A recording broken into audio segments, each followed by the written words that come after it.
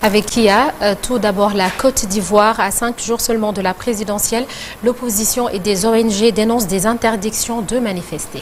En effet, Sohanata, ils ont dénoncé ce samedi l'interdiction et la répression de manifestations dans le pays à une semaine de l'élection présidentielle, dans un climat politique très tendu. Samedi dernier, une marche de l'opposition interdite par les autorités avait été dispersée à coups de grenades lacrymogènes à Abidjan.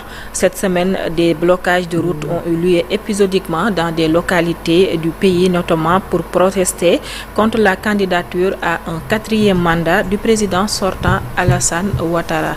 Direction maintenant au Cameroun où un rare incident à la commission de recensement général des votes s'est déroulé, où les travaux ont commencé. En effet, vendredi 17 octobre, le représentant du candidat Issa Chiroma Bakary, qui revendique une large avance dans les résultats, a claqué la porte de cette instance samedi, dénonçant par cet acte des irrégularités supposées dans la compilation des résultats à la présidentielle du 12 octobre passé.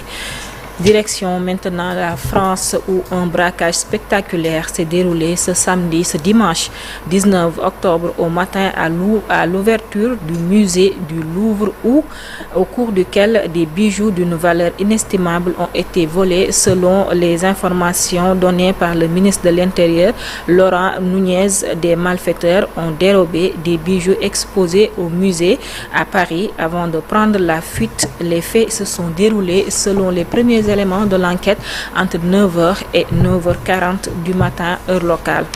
Terminons cette fois-ci l'actualité internationale par le Premier ministre israélien Benjamin Netanyahu, déjà détenteur du record de longévité au pouvoir.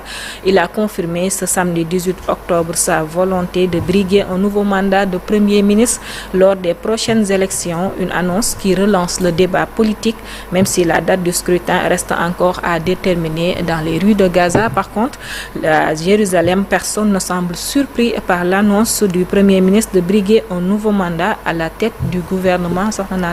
C'était tout pour l'actualité internationale de ce matin. On te retrouve dans une vingtaine de minutes pour la version Wolof de l'actualité internationale. Merci beaucoup. Qui a mis en accusation de Macky Sall? Quel risque pour l'ancien président de la République? C'est le sujet de la chronique de ce lundi et nous serons avec Aboubakry Kébé, docteur en droit public.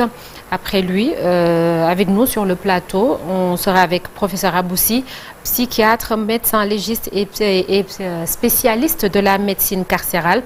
Il est notre invité ce lundi et interview comme d'habitude aux alentours de 8h50. Tout de suite, la une des journaux parus ce lundi.